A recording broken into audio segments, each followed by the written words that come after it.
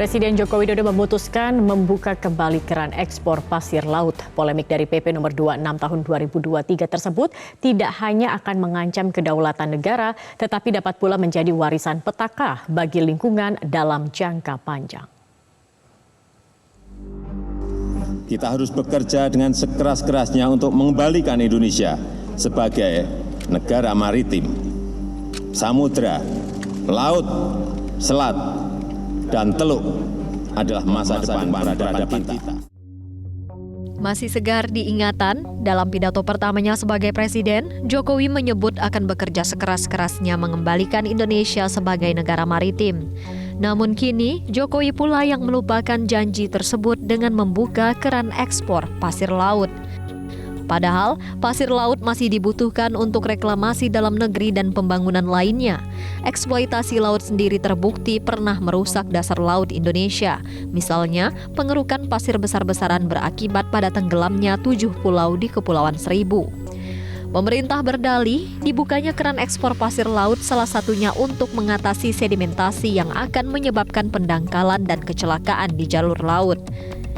Direktur Eksekutif Nasional Walhi, Zenzi Suhadi mengatakan, kembali dibukanya keran ekspor pasir sama saja seperti menjual negara. Kalau saya melihat itu bukan hanya ekspor pasir ya, tetapi itu menjual tanah air namanya. Karena dari proses ekspor pasir ini, garis seluas pulau Indonesia itu akan semakin menyusut.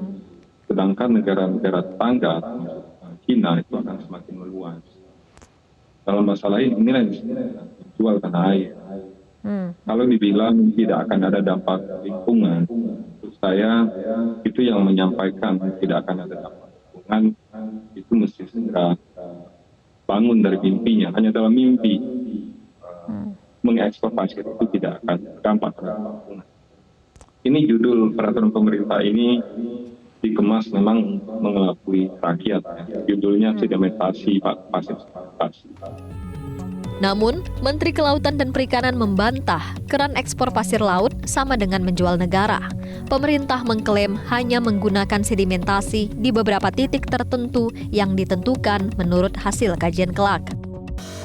Tadi Pak Doni, Mas Doni mengatakan wah, sampai jual negara, enggak lah, masa sih? Yang pasti reklamasi, ada permintaan reklamasi. Ya, di Surabaya ada permintaan reklamasi, di IKN ada permintaan reklamasi. Ngambil pasirnya dari mana? Ngambil buat reklamasinya dari mana? Mindahin pulau, nggak boleh. Boleh, tapi dari sedimentasi. Nah, untuk menyatakan itu apa? Dibuatlah PP ini. Lalu kemudian di mana sedimentasi itu? Kita bentuk tim kajian. Permintaan ekspor selama itu betul-betul adalah hasil sedimentasi, dan hasil sedimentasi itu yang menentukan. Tadi saya udah minta salah satunya adalah tim Greenpeace, tim lingkungan ya, lembaga lingkungan LSM. Kalau dia mengatakan ya ini benar-benar hasil sedimentasi, boleh aja penggunaannya, boleh dalam negeri, boleh keluar negeri, nggak apa-apa selama dia bayarnya mahal ke dalam negeri. Kok yang untung Johor melulu? Ya kan? Yang Johor ngambilnya dari mana? Jangan-jangan ngambilnya dari kita juga. Ya kalau ngambilnya dari kita, mana tahu saya.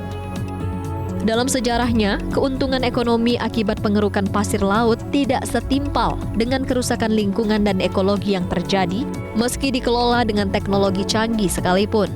Oleh karenanya, izin ekspor pasir laut dihentikan pada masa Presiden Megawati sejak tahun 2003 alias 20 tahun silam. Apakah suara keras penolakan ekspor pasir laut dapat menjadi pertimbangan pemerintah saat ini? Kita tunggu. Tim Liputan, Metro TV.